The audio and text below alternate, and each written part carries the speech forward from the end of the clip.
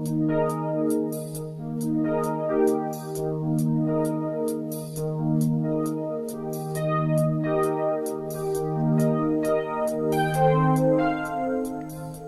Stampers, and welcome to my little stamping video.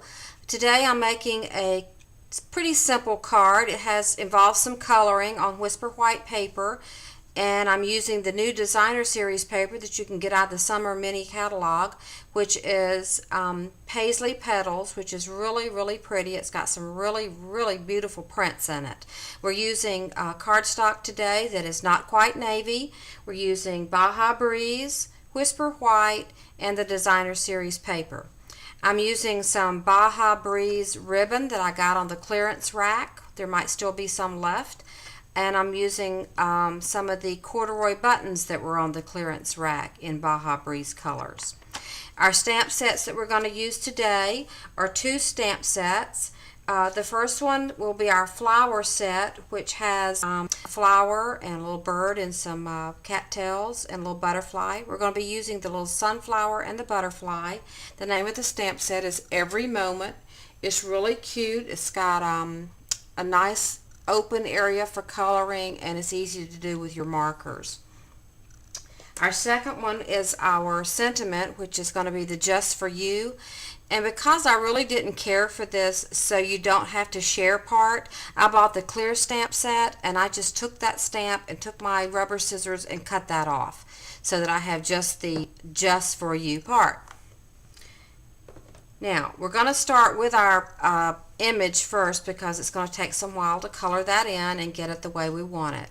And I've cut out a circle out of Whisper White. The circle is a 3 1/4 inch circle from the Nestability circle stack, and we're going to be matting it with the 3 1/2 inch scallop circle mat, also from Nestabilities.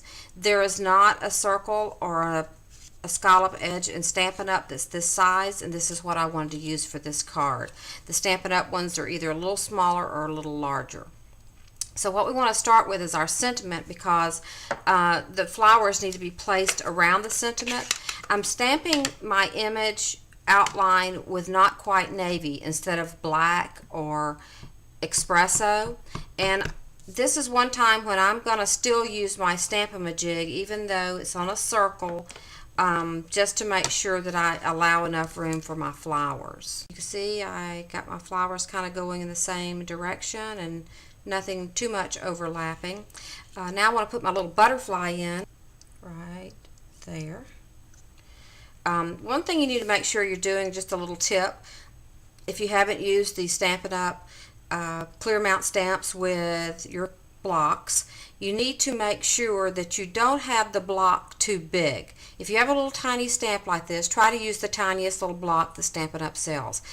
That way you're not rocking the stamp, because we have a tendency, if the stamp is a lot larger than the rubber part, we'll end up rocking the stamp back and forth, and then you end up with smudges and all kinds of ugly stuff that you really don't want to see on your stamped image.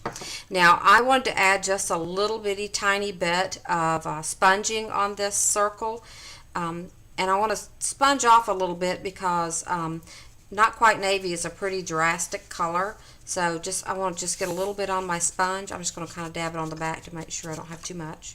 And then just brush the edges lightly. I'm not like sponging down on it, I'm just flicking the edges because I don't want it to be too much. Okay, there we go, that's good. While I have my stamp sets out, I had this card, since it's on Not Quite Navy, I don't want to write in it with a white pen, so I'm just going to put a few of the daisy prints on a piece of white paper, and this is just regular inkjet printer paper, just like that. And maybe I will take my Baja Breeze and make just a few that are a little bit lighter that might overlap, so that my paper ties in inside just like the outside. And I'll probably put my little butterfly up in the corner. Okay, so there we have our matching little piece to go inside our card. Alright, now we're really ready to color in our image. I'm going to start with the Baja Breeze. I'm using the brush tip, and I just have on my good glasses so I can see up close. and I'm just going to color this in lightly. I'll go back in a couple of areas and just go right back over it again with this same marker, and that'll give it a few highlights. And when you're coloring this in, you want to use a very light touch so that you're not pressing down too hard on your little brush tip, because then that'll make more ink come out than what you really want. Once you get your petals colored in, you can go back and just put just right around the edge like I'm doing here, right around the center portion. You just put just a little bit more Baja Breeze just right there. This is Whisper White, so it has a little bit of slickness to it. You don't need to blend it with a blender pen. We're just going to put a little darkness there and a little bit under this one petal on the front, so it'll look like it's folded over. And go ahead and color in your butterfly also. Once again, very light touch. I did the outside of the butterfly, the biggest part of the wing, with the Baja Breeze, and then I did the rest of it with yellow. Now we're going to use So Saffron. You could use Daffodil or really any of the yellows. Apricot Appeal looks really good on here. I know that's a last year's color, and some of you may not have that. So I'm using So Saffron because it's a little bit more subdued than the Daffodil Delight. Daffodil Delight's very bright. And the paper, the Designer Series paper that this is going with, it's not really a yellow on there. It's kind of more of a River Rock color. So that's why I'm going to use my River Rock pen now to kind of put a little bit of shading in on these centers just on one side. It kind of adds a little bit of green because the River Rock has a little bit of a green tint to it. Okay, and then I'm going to use my Pear Pizzazz pen to paint in my stems. It just takes one little swipe, nice, straight, and you're all done. Now we're ready to mount our artwork piece to our other Nestabilities piece. And just mount that there. I'll just lay that over to one side. Now on our card, what I have done is I used a piece of Baja Breeze that I embossed with the lattice embossing folder from Stampin' Up. Okay, I have my embossed piece, and you can see that it is. It has. You can really either use either side of this piece once it's embossed.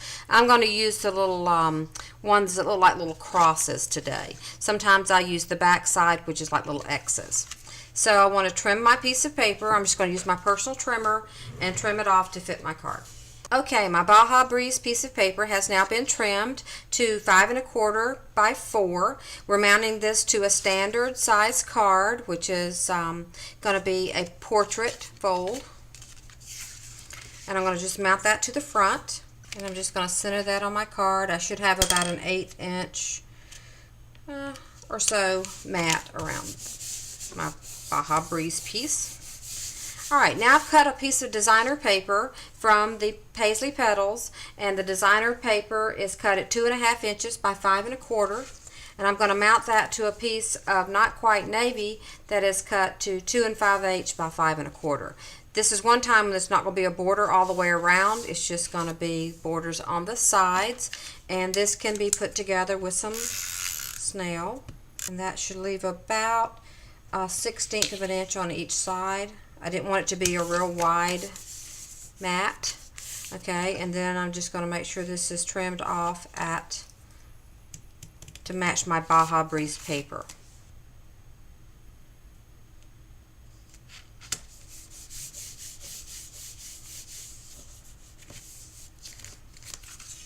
Okay, now I have my strip mounted to the left side of my card.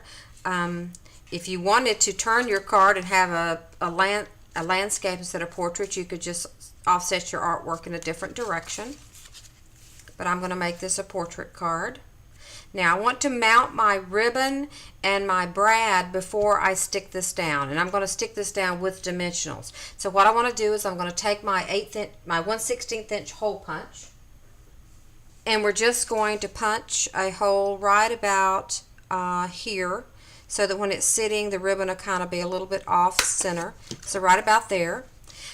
So since we're using our builder brad instead of the button, we're going to need to do a brad, and we're going to build it. So if you've ever used the builder brads before, you know they're very simple. You just take the brad. It has a little plastic cover, to cover up the image once you punch the image out. I'm just going to use the scrap that I had from my designer series paper that I trimmed off. And you have to have the number 49 out of the catalog punch. It is the 1/2 inch little hole punch to punch out your image to make it fit the Build-A-Brad. I'm going to punch out this one that looks like the center of a flower. And I'm just going to stick that on. You can use snail, you can use a little dot of glue. I'm just going to use a little bit of snail because it doesn't have to be really durable. If you're putting it on something that's going to be handled a lot, you might want to use some Tombow or some Crystal Effects to hold your paper on and then hold your cover to that also. But the covers have little sticky on the back. You're going to open this brad up. It does a little bit better because it'll open all the way up. Take your ribbon and smush it down in the inside. Fold your little legs back so that this is what you have. You have the ribbon actually looks like it's attached to the back of the brad. Then you're going to stick that through your 1/16 inch hole punch that you punched and fold down the legs on the back to hold it in place. And then just take your scissor snips and you can cut it at an angle. You can do a fishtail. That's just up to you of how you want your ribbon to be. I'm just going to do an angle. And a lot of times people say, well, I just hate this ribbon frays all the time. But what you can do if you don't like the fray is just once you've trimmed your ribbon, if you just want to take some Crystal Effects on your finger and just rub it down the edge, that'll prevent it from ever fraying. Alright, we're just going to place that just a little bit closer to the top than the bottom of the card, making sure that our little part doesn't go over on either side, our blue scallop. Alright, now that I've got that down there, I'm going to take my white gel pen, Stampin' Up! Sells. It's just a white permanent type pen, a uniball marker, and it has white gel in it. And I'm just going to put a little dot on each one of these scallops so that it looks like I actually punched a hole in it. But if I punched a hole in it, it wouldn't be white because the background of this card is blue, and I want to accent the white.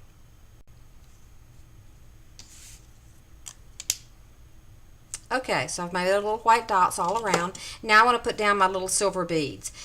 This is something that Stampin' Up! Does not sell yet. I'm hoping that it will be something that comes out in the next catalog.